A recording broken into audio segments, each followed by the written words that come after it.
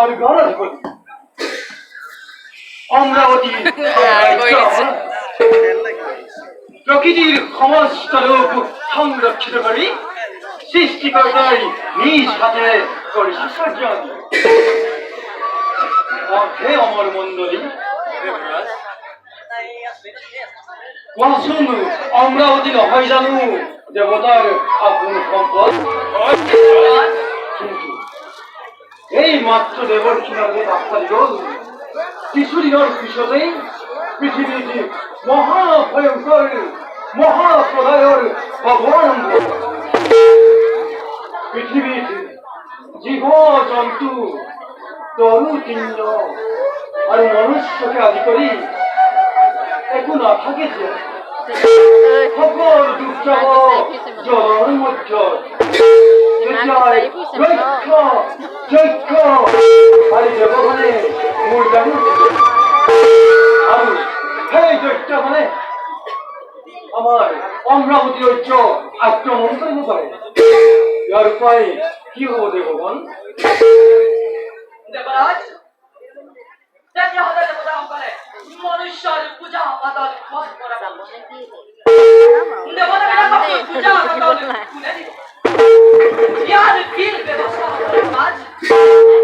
মনুষ্যৰ পৰা পূজা পাতল নোপোৱাটো আমাৰ বাবে অতি দুৰ্ভাগ্য। পৃথিৱীত যেতিয়াই পূজা পাতল যাগ যজ্ঞ আদি নোহোৱা হ'ব তেতিয়াই পৃথিৱীত অধৰ্ম চালি ধৰিব আৰু অশান্তি সৃষ্টি হ'ব। এই বিষয়ে মৃত্যু অধিপতিয়ে কি ভাবি পাইছে?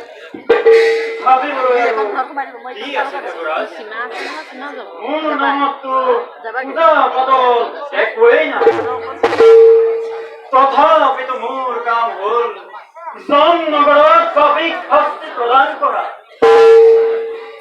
যেতিয়া মহাপ্ৰলয়ত সকলোৰে মৃত্যু ঘটিব তেতিয়া মোৰ জমনগৰতো সেই মৃত আত্মাবোৰ কুঁৱৰী পৰিব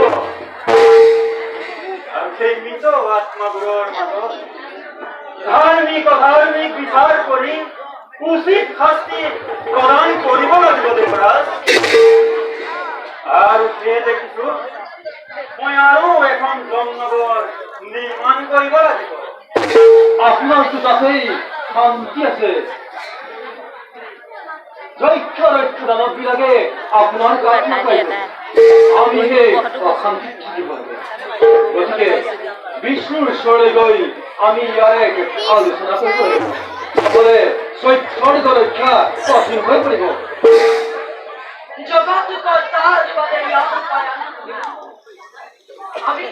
আমি জানো